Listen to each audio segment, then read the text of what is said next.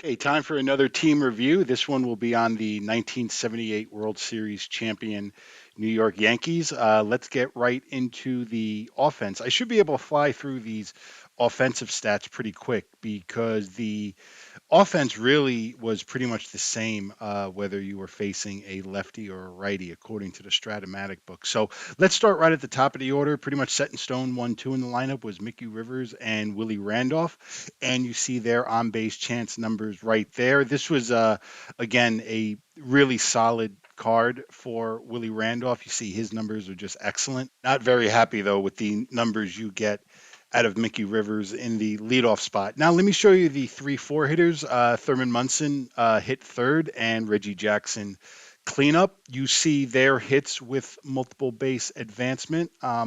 Obviously, especially Reggie's numbers can go up a little bit depending on ballpark effect home runs. However, you can see those numbers are a little bit down. You got to remember Thurman Munson that year, 2 years removed from his MVP year, a year removed from an excellent year in 1977. 1978, he was hurt a lot. So his numbers were a little bit down in 1978. So that's what you get out of your 3 and 4 guys. The next player I'm going to show you is Lou Piniella. He is set in stone in the Strat-O-Matic book as hitting fifth in the order against both lefties and righties. And I'm going to show you all of his numbers right here because this is really, in my opinion, I think the saving grace of the 78 Yankee lineup. This is a very, very solid card out of Lou Piniella in 1978. You could see he's really not affected either way facing a lefty or a right-handed pitcher. So, and it helps out too because obviously he is a right-handed hitter. So that helps break up the string of lefty bats that you have in the lineup. The next 2 players I'm going to show you are the corner infielders, Greg Nettles and Chris Chambliss. I'm going to show you all of their numbers. And the one thing about Greg Nettles is his hits with multiple base advancement. Obviously, those go up depending on the ballpark effect that you are playing in. But 1978 was a little bit of a down year for both Greg Nettles and Chris Chambliss. And maybe one day I'll sit down and do a review of the 1977 Yankees. But just off of memory, off the top of my head, both Nettles and Chambliss really had much better numbers, especially against right-handed pitching. So you could see the middle of the lineup when you look at Thurman Munson, Reggie Jackson, Greg Nettles, Chris Chambliss.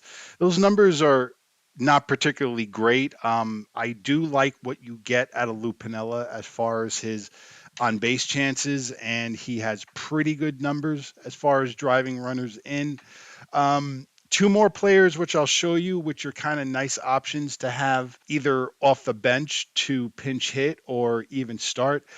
Cliff Johnson is listed as the DH against left-handed pitching. You see his on-base chances and his hits with multiple base advancement against left-handed pitching. And last, I'm going to show you Jim Spencer, a very prominent pinch hitter on the 78 Yankees. You see his on-base chances and his hits with multiple base advancement. So if I'm to step back and look at the 1978 Yankees offense, there's really nothing about this offense that makes me say, well, it's just about an average offense. There's really nothing that jumps out at you. So you see their grade right there. I gave them a 3 out of 5 for on base percentage. And the reason why it came out that low is because I'm just not crazy about what you get out of Mickey Rivers. And it's really a shame because Willie Randolph really had a terrific card in 1978, but you just don't get enough out of your leadoff hitter. So I had to knock that score down to a 3.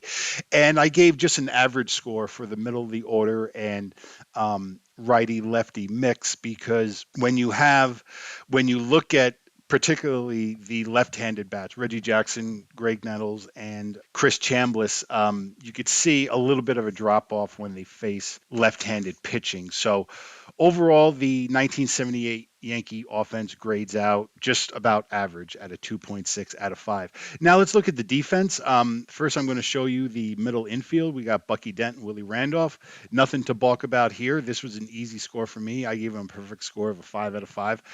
Anytime you've got either 2 1s or a 1 and a 2 at shortstop, you really can't ask for much more. So I gave him a perfect score of a 5 out of 5. Here's an issue with the defense, however. Let me show you the outfield. Pretty much the outfield every day was left to right, Pinella, Mickey Rivers, and Reggie Jackson. And you know how I'm not crazy about fours in the corner outfield.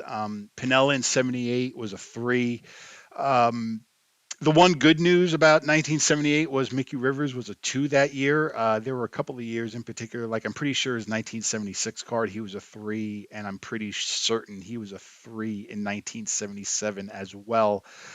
But, when you have a three and a four in the outfield and you don't have like a one in center field to kind of help your overall score, I had to grade this outfield defense as below average, so I gave them a 2 out of 5. Now, let's take a look at the E ratings on the 1978 Yankees. Let's stay in the outfield, and you can see the news there is not very good.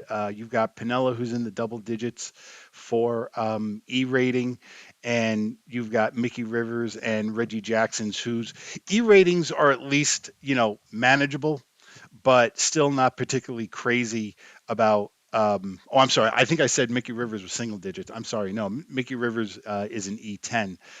Reggie Jackson's E rating was the E5. I got them mixed up. Uh, so the outfield E ratings do not help this team. What is very good news, however, for the 78 Yankees when you break down their E ratings, first base, third base, you're very solid there. You don't get much better than that out of your corner infield. And once again, I got to really harp on the fact that E ratings is really what comes into play a lot when you deal with the corner infield spots. And you can see Chambliss and Nettles were just terrific. And I got no complaints about the E ratings up the middle with Bucky Dent and Willie Randolph. So I landed on an E rating score of a 3.8 out of 5. And just to give you a little background on how I came out to that number, I gave the outfield E rating a 2 out of 5. I gave a 5 out of 5 for the corner infield E rating, and the middle infield I gave a 4.5 out of 5. So the 1978 Yankees overall defensive score comes out to a 3.6 out of 5. Now let's take a look at the starting rotation. First, let's start with the ace that year, Ron Guidry. Not much to say right here. Obviously, he gets a perfect grade of a 5 out of 5. This is really one of the better cards you are going to come across, as well it should be, because Guidry's 78 year was really one of the best years a starting pitcher has had, frankly, in the history of baseball. So this is a really, really solid card out of Ron Guidry. Very easy score to give him a 5 out of 5. Now, let's look at the rest of the Yankee rotation, and this is where it's going to get a little bit involved. First, I'm going to show you the numbers for the 2-3 guys. I'm going to show you Ed Figueroa and Catfish Hunter. They're their on base chance numbers right there. Catfish's numbers look good on the surface, but you've got a lot of power opportunities on his card against right-handed hitting, and frankly, they're in spots on a card where you just don't really want to see them. So you're really solid with Ed Figueroa. In fact, you could say that Ed Figueroa's card can pass as an ace from 1978, as well it should be. He had a terrific year in 1978. But Catfish's card does have some holes in it. Now, let's take a look at a couple of other starters. Now, I'm going to show you Dick Tidrow's numbers. Keep in mind, he did start 25 games in 1978. I know when I play with the 1978 Yankees, I use him out of the bullpen. But just for continuity's sake, and if I was to follow the Strat-O-Matic book and you go by the rotation, they got Guidry 1, Figueroa 2, Tidrow 3. I'm going to show you Dick Tidrow's numbers. You see those numbers check out very well. Don Gullett only had, I believe he only had like 8 starts that year, but he does have a card. So I'll just show you his numbers just for the heck of it. And I'll also show you the numbers for Ken Clay and Jim Beattie. So you can see the numbers come out pretty good, depending on which way you want to go with the starting rotation. So as I land on a score for the starting rotation depth, I kind of said to myself, this is not a starting rotation that as far as the depth goes, where I could give it a score approaching a 4, and that's even with Ed Figueroa having a really, really good card. Um, the problem that I have with the rotation is you got kind of a weak card out of Jim Catfish Hunter from 1978, and all of the other cards are just pretty good. I talked about Ken Clay and Jim Beattie. Yes, they have really good numbers against right-handed hitting, but their numbers against left-handed hitting is a little bit high. Dick Tidrow has just a good card. I wouldn't call it a very good card. It's a card that, on a bad day he could get racked around. So my overall starting rotation score for the 1978 Yankees comes out to a 4.25 out of 5, which is still an excellent score. And obviously, a lot of that score is driven by, of course, the ace Ron Guidry that year. So that's my score on the 1978 Yankees starting rotation. Now, let's take a look at the bullpen. First, let's get started with the closer, Goose Gossage. And yes, on the surface, his on base chance numbers look really good from 1978. However, you do run into an issue against right-handed hitting, where you have some power opportunities there. So this was not a card that I could give a 5 or even a 4.5 out of 5. I had to knock him down to a 4 out of 5. Now let's take a look at the setup guys. I'm going to show you first. I'm going to show you Sparky Lyle's numbers. You can see his numbers are just okay, maybe a little bit high. But what I do like about Sparky's card is that at least he keeps the ball in the ballpark, and he's also a 3 inning reliever, which is nice. So we got that going for the 1978 Yankees. Dick Tidrow. I'm going to show you his numbers once again. Again, when I play with the 78 Yankees. Tidrow is one of my relievers. So really depends on what you want to do. And once again, I'll show you the numbers for Ken Clay and Jim Beattie. If you choose to use either both of them or one of them out of the bullpen, both of them are good options to bring out of the pen if you're in the middle innings and you need to get a right-handed batter out. So as I look at the 78 Yankees bullpen, it's not a bullpen depth score that, again, I could, much like the starting rotation, I couldn't give this bullpen depth a 4 because they really don't have that really locked down setup guy who you say, okay, if I got the lead in the 6th inning and my starter's struggling, this is the guy who's going to get the ball to my closer.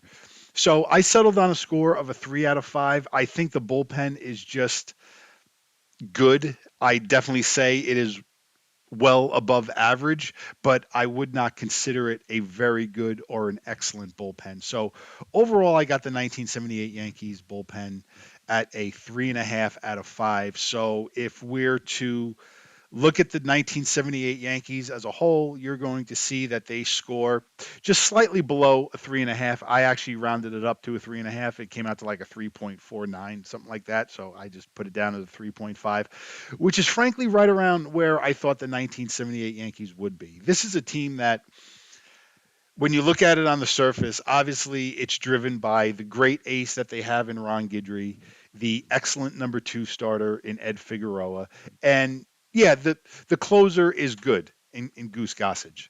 Solid card. Again, not crazy about his power opportunities against right-handed hitting.